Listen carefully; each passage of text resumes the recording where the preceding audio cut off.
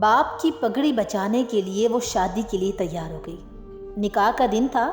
لڑکی نے اس لڑکے کو کال کی جس سے وہ محبت کرتی تھی اور اسے کہا کہ شادی میں ضرور آنا۔ لڑکے نے منع کر دیا۔ لڑکی کے بہت زیادہ اصرار کرنے پر وہ لڑکا مان گیا۔ جب نکاح کا دن تھا اور نکاح کا وقت ہوا تو وہ لڑکا لڑکی کے سامنے کھڑا تھا۔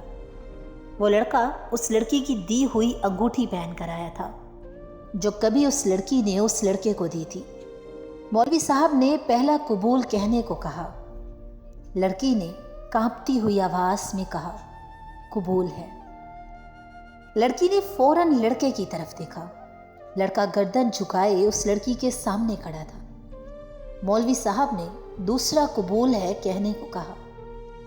اس بار پھر لڑکے نے اپنی انگوٹھی اتار دی۔ جب لڑکی نے تیسرا قبول ہے کہا تو لڑکے کی آنکھ سے ایک آنسو نکل کر اس کے رخسار پر جا گرا۔ اس لڑکے کے ہاتھ سے انگوٹھی گر گئی اور وہ چلا گیا۔ اس لڑکی کی رخصتی ہوئی تو وہ لڑکی جب گھر پہنچی تو لڑکی کی دوست بھی اس کے ساتھ تھی۔ لڑکی ابھی جا کر بیٹھی ہی تھی، اتنے میں اس کی دوست کو ایک کال آئی۔ کال سنتے ہی لڑکی کی دوست کے ہاتھ سے موبائل گر گیا۔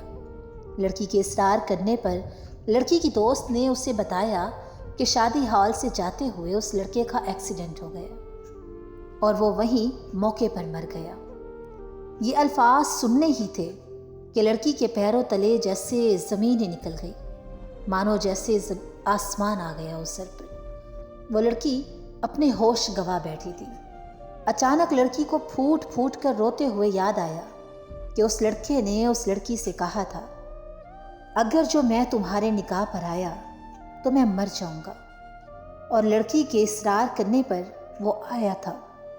لڑکی اور زیادہ پھوٹ پھوٹ کے رونے لگی، کہنے لگی کہ میرے اصرار پر وہ آیا تھا اور آج کے ساتھ مجھے اس بوجھ کے سہارے زندگی گزارنی پڑے گی اور اس اذیت میں جینا ہوگا کہ وہ میری وجہ سے مر گیا۔